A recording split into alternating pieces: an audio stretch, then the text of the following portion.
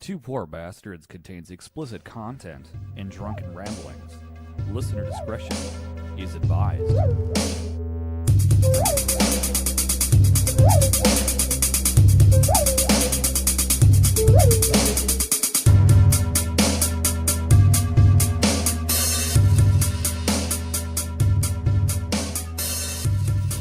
You are listening to Two Poor Bastards.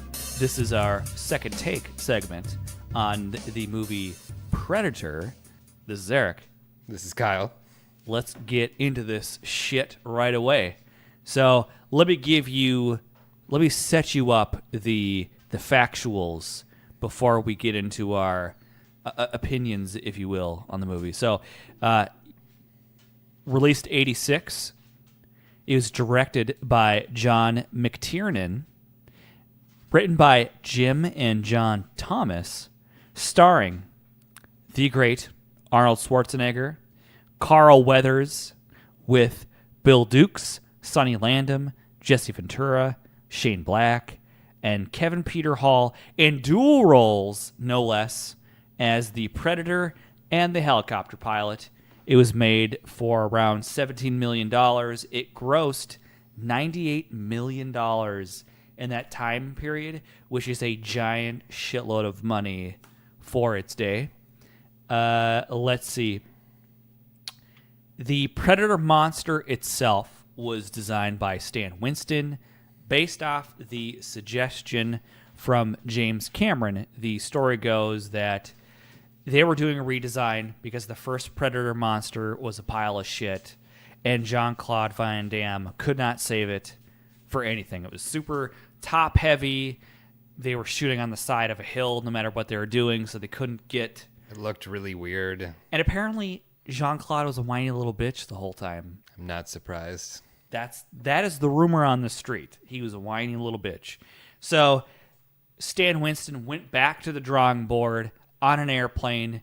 James Cameron was there. They never, what I've seen this interview from Stan Winston, they never explained why they were on the same plane together. Just thought that they were.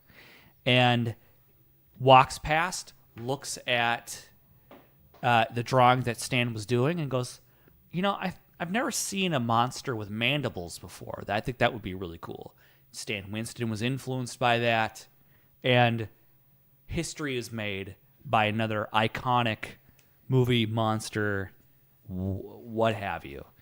As I said before, Jean-Claude played the original monster, but it looked like a pile of shit.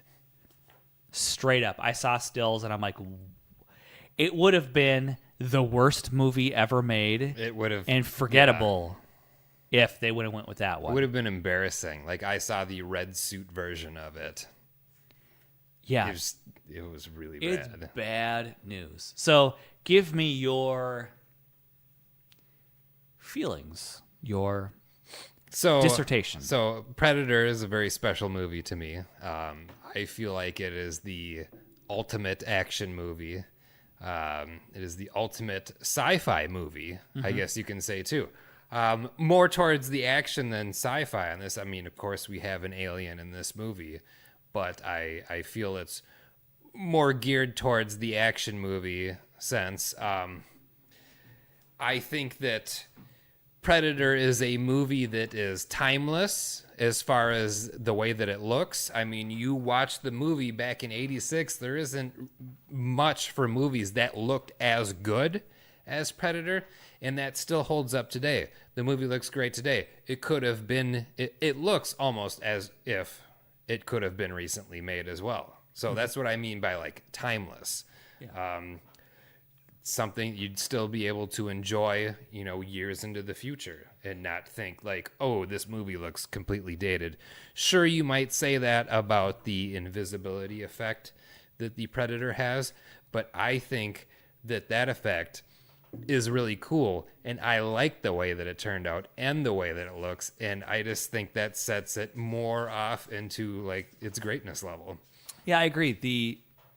Number one, the invisibility effect, it doesn't take me out of the movie. And really how it was done is really quite genius.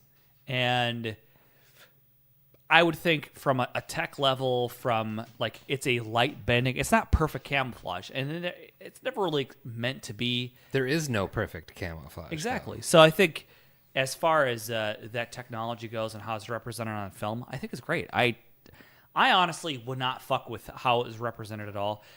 I would say that maybe some of the jokes or some of the characters' points of view might be a little dated. It's certainly of a 80s masculinity perspective. Comes off a certain sort of way, but as far as like, you know, the people in South America or Mexico or whatever it is, people now are using fatigues from Russia, from America, from these different places that are 30, 40 years old. So it seems completely appropriate. It's not the, you know, as you said, you know, before, you know, it's dated.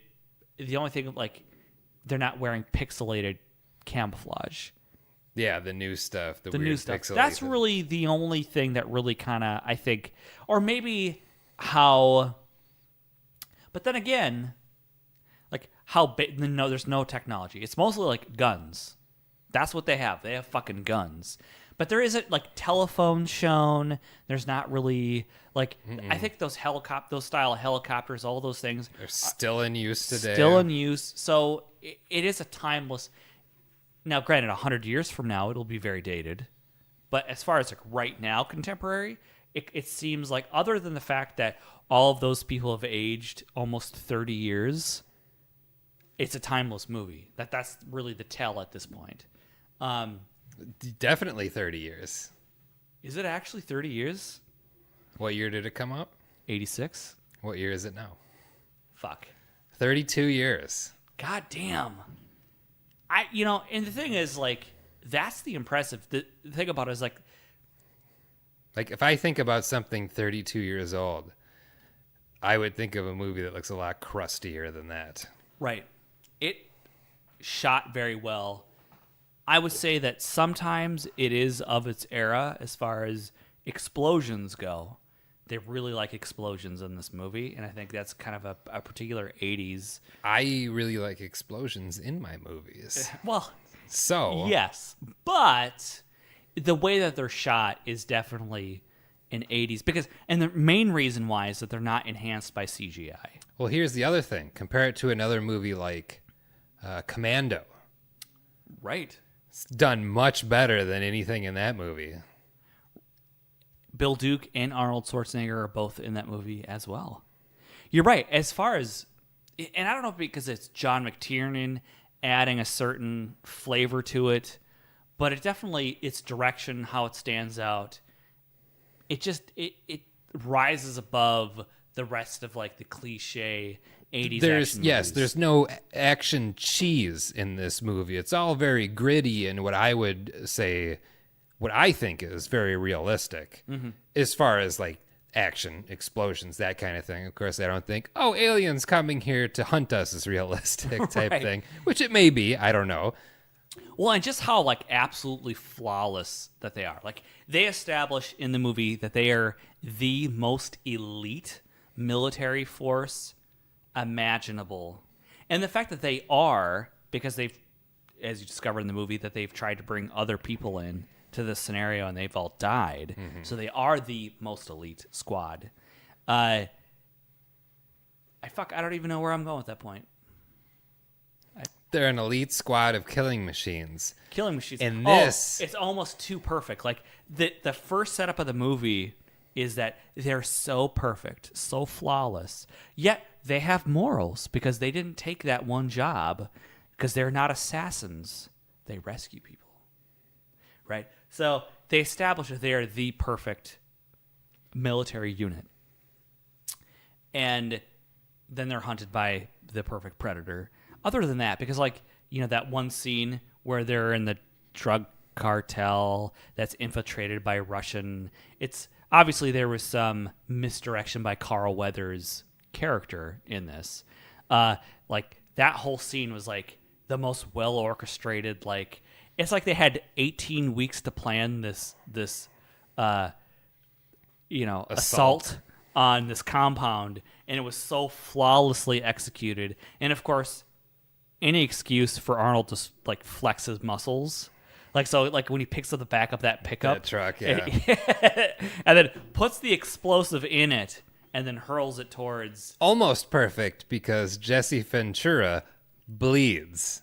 He gets wounded. Oh, that's true. Even though he doesn't have time to bleed. But it's a good thing that he didn't, because they needed to finish their mission. Indeed.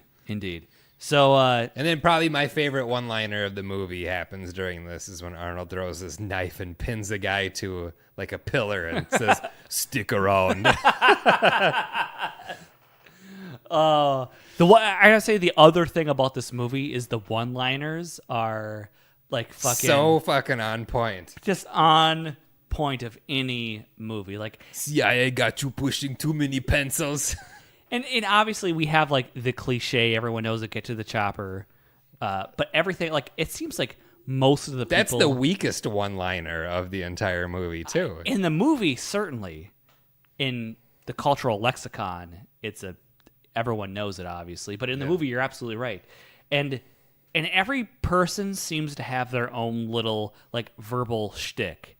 Like, Shane Black's character is always telling these really bad jokes. Really bad, but really good. Right, and Sonny Landham is, like, never getting them and never laughing because, he's an unemotional, unfeeling Native American person who can track anything. It's afraid of no man. It's afraid of no man, and we're not being hunted by any man. So let's get into some of the other little factuals about it. So... as I said, the monster was designed by Stan Winston. Jean-Claude Van Damme played the original monster, which ended up being like just a total shit show. And he cried like a little bitch, and they ultimately vacated him. And they brought him on because he had been in movies up to this point, but they brought him on because they thought that him being a martial artist would give the character like a nimble reptilian sort of ability to navigate the jungle, and it ended up not being the case at all. And so they running around on hills. And they said, "Get the fuck out of here." So Arnold gets married halfway through production to Maria Shriver. So they had to like put on pause for a sec here. Yep. The glowing blood, which I think is interesting, was achieved by mixing personal lubricant, and this is what I read on Wikipedia, and glow stick juice, and that's my own. It's glow stick juice. It's like, couldn't they have just used glow stick juice? But no, because it's not viscous. It's too viscous, maybe at that point, too liquidy. So they had to mix it with personal lubricant. I mean, what isn't? I'm not even going to think about it.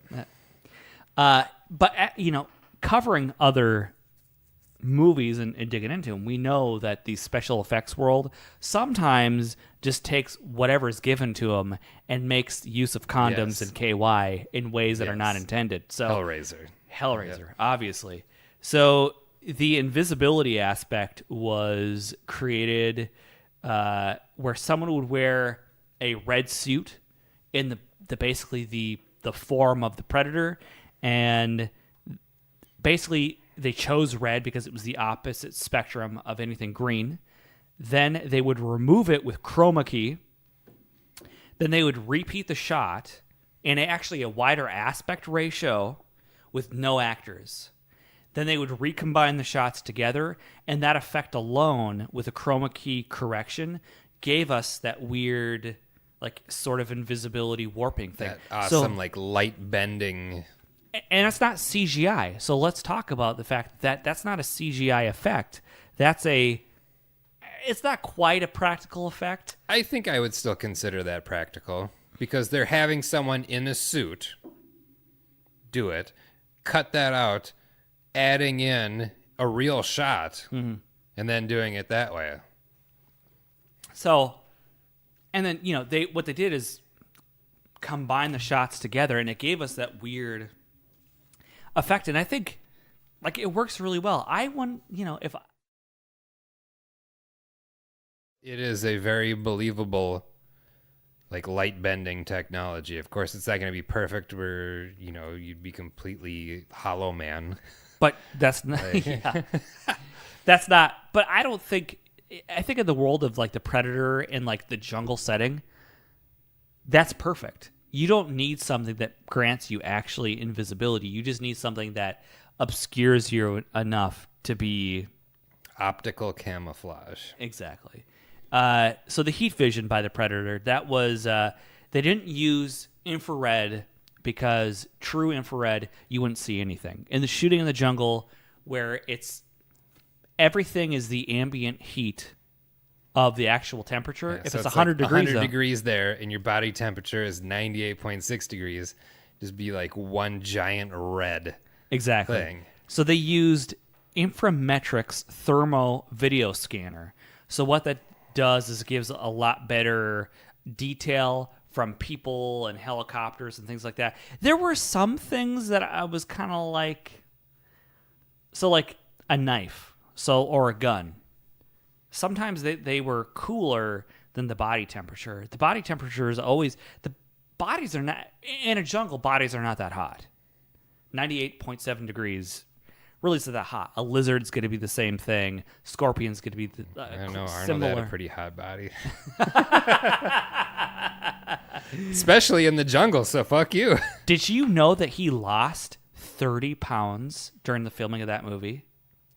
Wow, that's a lot of water weight to lose. So part of it was he actually lost some of his muscle building physique to be a more, air quotation marks, believable physique. That's crazy that they had to have him lose muscle to be more believable. Yeah, so that was a conscious effort on Arnold's part. John McTiernan also lost the same amount of weight, but it's because he refused to eat any of the food in Mexico, fear of getting diarrhea, and so he just didn't eat very well and lost a shitload of weight. I mean, even if you ate well, you would shit a lot and lose a lot of weight.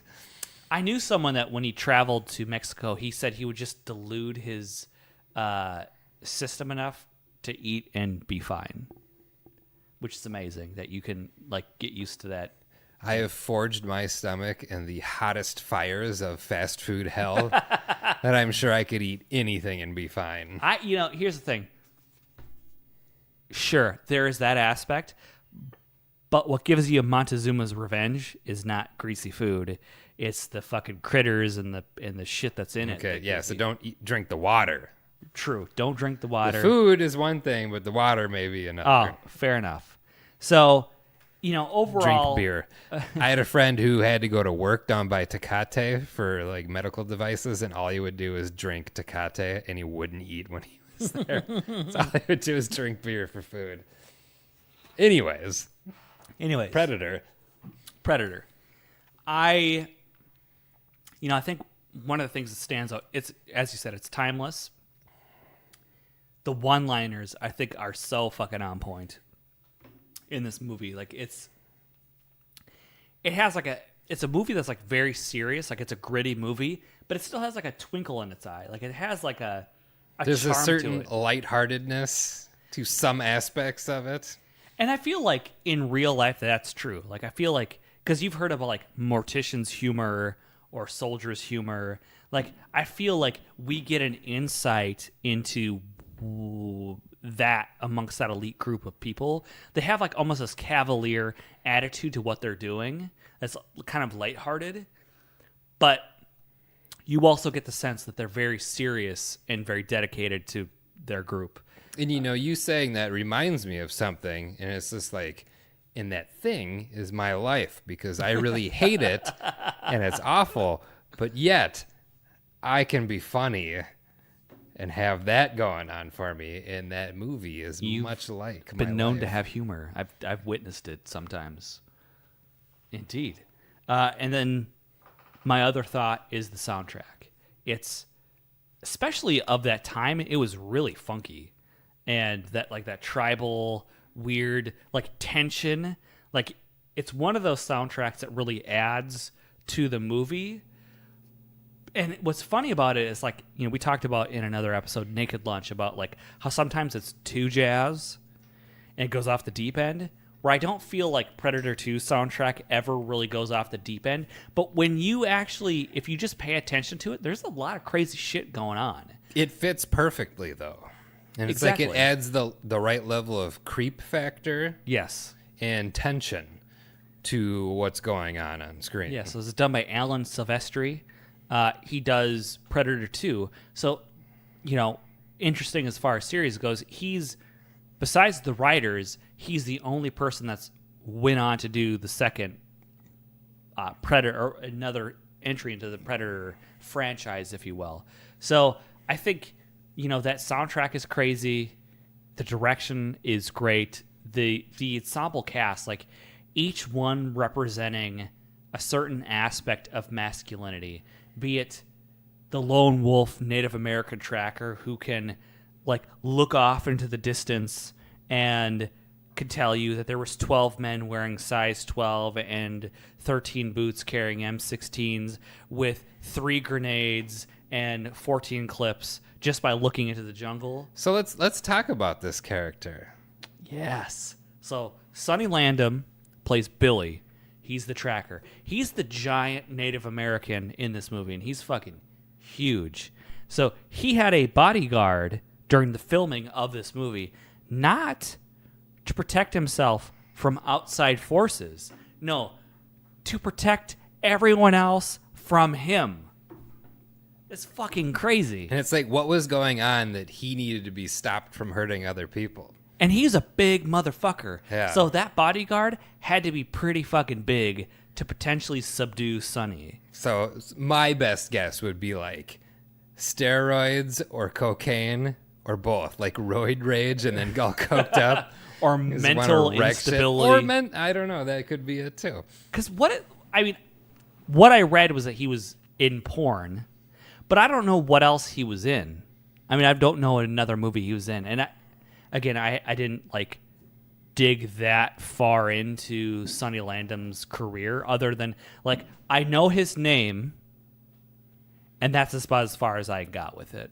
And he ain't afraid of no man. Yeah, he ain't afraid.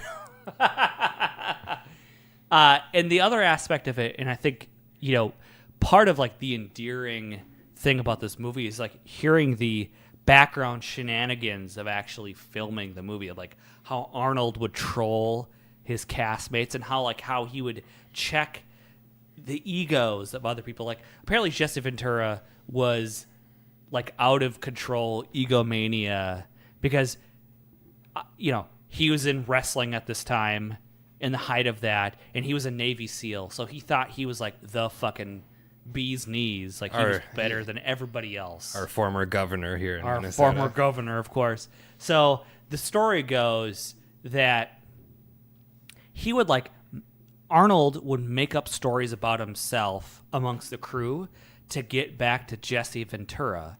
And so what he would say to the crew is that he wasn't as confident, or he would say something to the fact that his biceps were smaller than Jesse Ventura's, because Jesse would talk about how big his muscles were, how big and bulging, of course, they were. So Arnold would purposely state a number to the crew that was smaller than his. Jesse would get wind of this and fucking get a raging hard-on of superiority over Arnold, and then would confront Arnold in front of everyone. And then when they did a bicep comparison, of course, Arnold's were bigger than his, just to fucking put him in place. Because it's Arnold. Because it's Arnold. And that's what I love. And, it reminded me, about how much I love Arnold Schwarzenegger. What you see on screen versus the actual person. I could see why he became governor. He's not a dumb guy at all. He's got a great sense of humor, and he's smart. And it kind of reminded me a lot of the things that I had seen in Pumping Iron, where he would just fuck with everyone in that. Any of his competitors, he wouldn't. His intimidation was all mental, as opposed to he didn't need to prove himself physically, but he would get into Lou Ferrigno's brain and just absolutely fuck with him. And Lou Ferrigno, honestly, during that time, was bigger and had a better physique. Lou Ferrigno is 6'5". He's gigantic. And typically people who are of that stature don't have that kind of physique. Like, it's hard for them to maintain that kind of body form because it's a lot of mass. He must have been like over 300 pounds to have that mass. He played the Hulk in the Hulk series in the 70s. Like, he is a gigantic man. Arnold, I think, is like 6'1", 6 foot. So he's a lot taller than me, but shorter than me. Shorter than you. So to have, again, genetics plays a lot into it. Steroids plays a lot into it. But just this whole philosophy, like, he's always very much a mental thing. He goes into, like, balance and how if you become out of balance, you have to balance the rest of your body. And when he's fucking with Lou Ferrigno, just like the mental games he plays, he carries that through on wrangling the set of egos. You have Carl Weathers, who comes off of Rocky. You've got Jesse Ventura, who is Navy SEAL, professional wrestler, showman. You've got Billy Landham, who is just fucking over the top, crazy person. And he's kind of imbuing that leader of the squad behind the scenes of making this movie itself, and how he's doing it is so... It's impressive because he's not beating the shit out of people. He's using humor and he's using psychological warfare to fuck with these other guys. It's great. It makes me love him more for whatever reason. Besides, like... I mean, there's tons of reasons to love Arnold, but it's just, there's more and more. There's more and more. And then Carl Weathers did a thing where he would wake up at 3:30 in the morning, work out before everyone else, then pretend to wake up at normal time when everyone else is working out, and then be like, "You guys work out? I can't believe you work out. That's I've got stupid. This natural physique. Look at this. Look at my body." Like, Carl Weathers is fucking ripped in that movie. He is completely fucking jacked in that movie. It's incredible. So, like, I would really say, like, the best physiques are Arnold and Carl in that movie. Like, everyone else, like, yeah, they're huge, but, like, just, like, the bulging, sweaty, ridiculous, like, physique is between those two. Like, just like the sweat in the muscles in the bulging in that movie is off the charts. You son of a bitch. Yes. Yeah, I mean, everyone in that movie is about to split their skin and just blow right out. And that's with the all their basic thing. It's muscles. like, it's vaguely homoerotic with how much, like, bulge, like, the excuse to, like, strip down to, like, bare chest and just flex. I mean, that movie is just, like, showcasing it all. It's a better version of the volleyball scene in Top Gun. All day long. Yeah. That takes that. It's hard to think, like, when they're building the booby trap thing, because they think that they can booby trap the predator, of course, because they think he's the land-based creature. And, like doing all these booby traps, and everyone, like, so Carl's character, I don't know if he rips his sleeves off or takes his shirt off, but, like, everyone is, like, lifting really heavy things and sweating a lot. And sweating so much. I'm like, who is that meant for? Like, that's one of the things, like, I don't understand. The 80s man. It's so homoerotic. It's like... But not. Because, like, I appreciate another person's physique. If you're strong, I can recognize that you're the strong. Ultimate form of man. I suppose. But, like, there's something vaguely erotic about it as well. You know what I mean? Like, I suppose it's 80s. Maybe. I don't know. I don't see it as that. I guess I do. We see it at different levels, I suppose. I think you see what you want to see. Absolutely. You're absolutely right. I see it as slightly erotic. And I get this because I remember the Relax, Don't Do It video. The original video kind of reminds me of some of the scenes in Predator. Why can't I think of anything else but Zoolander now that you said that? Or The Wedding Singer. Never seen that. So there's a whole big thing in The Wedding Singer where one of the characters has like a relax, like, hey, relax, don't do it. And of course, the context of that song is about sex. So it's, Relax, don't do it. yeah, don't come. Oh, you can do it, but you just can't come. Yeah, relax, don't do it. So just edge. When you want to come. Relax, don't do it when you want to come is the lyric in that song, I believe. And if you've seen the original video, it plays out like a gay S&M fantasy, whereas the homogenized video is not the same. Typically, as things go.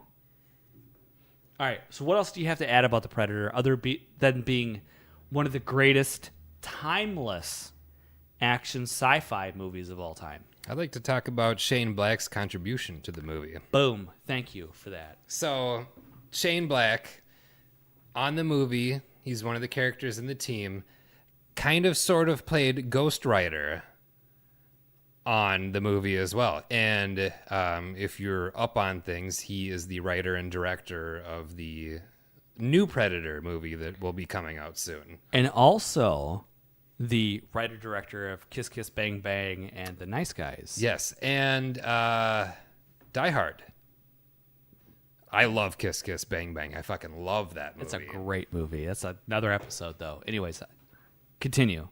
So, yeah, on the movie, he's not credited for any type of, writing duty, but it is said that he helped quite a bit with, like, the dailies and that sort of thing. And I will say, I guess what I want to add to that is, so the first and second Predator are written by the same brothers. You could definitely tell that there's a difference as far as writing goes between the two, and I think you could attribute that to Shane Black's banter. I certainly feel like a lot of his humor is evident on the first movie that is certainly missing from the second one. He has like a certain talent for back and forth banter that a lot of other writers do not have, whereas Tarantino has his kind of thing that he does, the Tarantino-ism. Shane Black has his particular, and it shows through in Predator, and I think it lacks in Predator too. Saying that, it's certainly a style that goes forth. Like, Tarantino style. Like, Shane Black, I think, would be the only other person that I could say that would have such, a type of style like that. Mm-hmm. It's interesting that I didn't get as much of that in Iron Man 3. Because he did Iron Man 3. Yeah. I feel like, as far as like Marvel movies, Iron Man sequels in general go, that was probably the weakest. That's my opinion. And I felt that was Favreau still directing the third one? No, I think Shane Black wrote and directed. Okay. Now, I could be wrong. I'm a little schlitzed. I'm greased. I'm feeling good about life right now.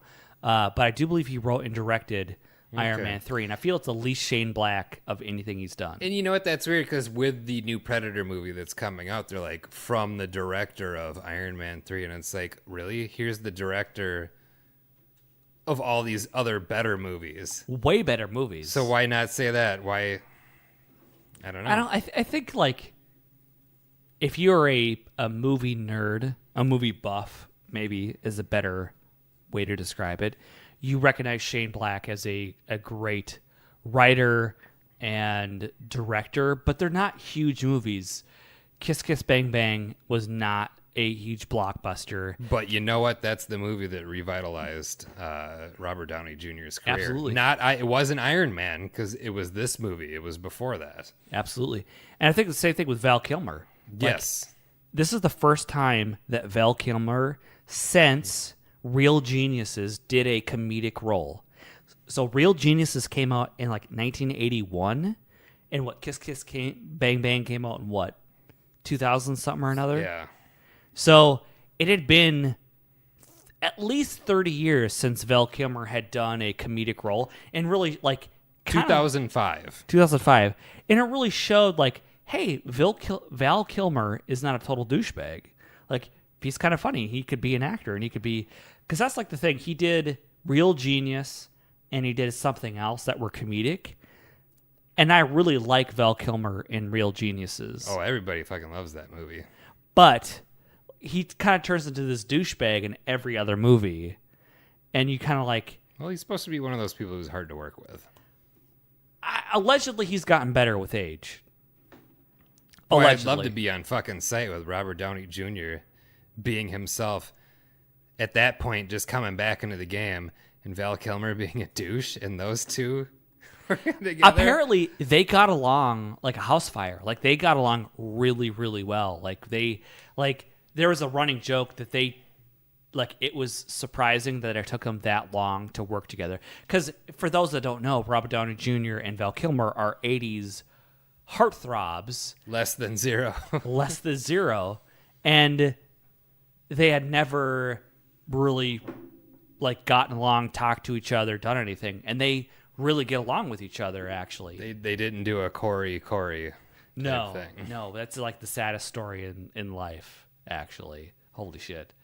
Anyways, so looping back around to Predator, what are your other thoughts? Shane Black, it's a great little addendum to that piece. I love Predator. I love it. I could watch it. I could watch it every day. It is one of those great movies. I will definitely agree with you on that. So I think that wraps up everything we need to say about The Predator. Word. This is celebrating Predator Week. It's celebrating the movie coming up, directed by Shane Black.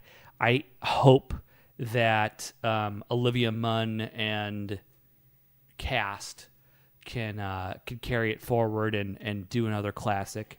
We'll see. I will see it in theater. But until then, until we review it, talk about it, this is Eric. And this is Kyle. And you've been listening to Two Poor Bastards' second take on the first Predator movie.